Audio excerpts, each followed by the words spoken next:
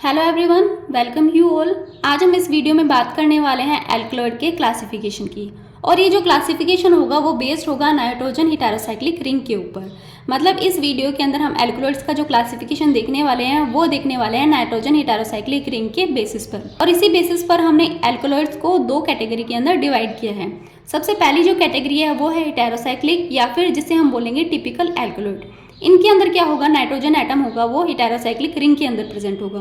क्योंकि हमने जब शुरुआत में जब इसकी एल्कलॉइड की डेफिनेशन देखी थी तो हमने वहाँ पर डिस्कस किया था कि एल्कलॉइड्स एक सेकेंडरी मेटाबोलाइट्स होते हैं जिसके अंदर क्या होगा, एक हेटेरोसाइक्लिक रिंग प्रेजेंट होगी और उस हेटेरोसाइक्लिक रिंग के अंदर क्या होगा, नाइट्रोजन एटम प्रेजेंट होगा। तो ये हमने देखी थी एल्कलॉइड की डेफिनेशन के अंदर। इसी वजह से हम इसे क्या बोलते हैं, टिपिकल एल्कलॉइड्स बोलते हैं।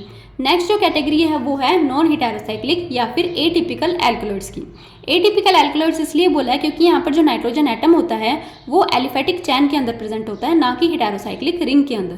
तो इसी वजह से हमने इसको क्या बोला है, एटिपिकल एल्कलॉइड्स बोला है। नेक्स्ट हम टिपिकल एल्कलॉइड को फर्दर क्लासिफाई करेंगे दो कैटेगरी के अंदर, जिसके अंदर आती है मोनोन्यूक्लियर और पॉलीन्यूक्लियर। अब इन मोनोन्यूक्लियर और पॉलीन्यूक्लियर कैटेगरी को हम फिर से आगे डिफरेंट तरीके के ग्रुप्स के अंदर डिवाइड करेंगे, जिसके अंदर सबसे पहला जो मोनोन्यूक्लियर का ग्रुप है वो आता है पायरोल और पायरोलिडिन। इन दोनों के अंदर क्या होता है, पायरोल ये पायरोल रिंग होगी और ये पायरोलिडिन रिंग होगी। मतलब इस तरीके के एल्कलॉइड जिनके अंदर ये पायरोल और पायरोलिडिन रिंग प्रेजेंट होगी उनकी स्ट्रक्चर के अंदर, वो किस कैटेगरी के अंदर आएंगे, वो आएंगे पायरोल या पायरोलिडिन के मोनोन्यूक्लियर ग्रुप के अंदर। तो इनका एग्जांपल हो जाएगा हाइड्राइन और निकोटीन। तो इन दोनों की जब हम स्ट्रक्चर देखेंगे तो हमें इनकी स्ट्रक्चर के अंदर इस तरीके की रिंग देखने को मिलेगी। इसी तरीके से नेक्स्ट हम बात करते हैं पिरिडिन और पिप्रिडिन की। तो जो कॉनिन और पिप्रिन है, इन दोनों की स्ट्रक्चर के अंदर हमें पिरिडिन और पिप्रिडिन की स्ट्रक्चर देखने को मिल जाएगी। नेक्स्ट हम बात करते हैं हमारे पायरोलिजिडिन की। इसके अंदर हमें इस तरीके की रिंग देखने को मिलेगी और इनका एग्जाम्पल है सिम्फिटाइन और एकिमिडाइन। नेक्स्ट हमारी जो मोनोन्यूक्लियर ग्रुप की कैटेगरी है वो है एपोरफाइन। इस एपोरफाइन के अंदर हमें इस तरीके की जो स्ट्रक्चर देखने को मिलेगी और ये हमें मिलेगी बोल्डाइन में। तो ये था हमारा मोनोन्यूक्लियर जिसके अंदर हमने डिफरेंट तरीके के ग्रुप्स को देखा। अब हम देखते हैं पॉलीन्यूक्लियर के डिफरेंट ग्रुप्स को। जैसे कि सबसे पहले इसके अंदर आता है क्विनोलिन। क्विनोलिन के अंदर हमें इस तरीके की रिंग स्ट्रक्चर देखने को मिलेगी। इसका एग्जाम्पल है क्विनिन। नेक्स्ट है आइसोक्विनोलिन।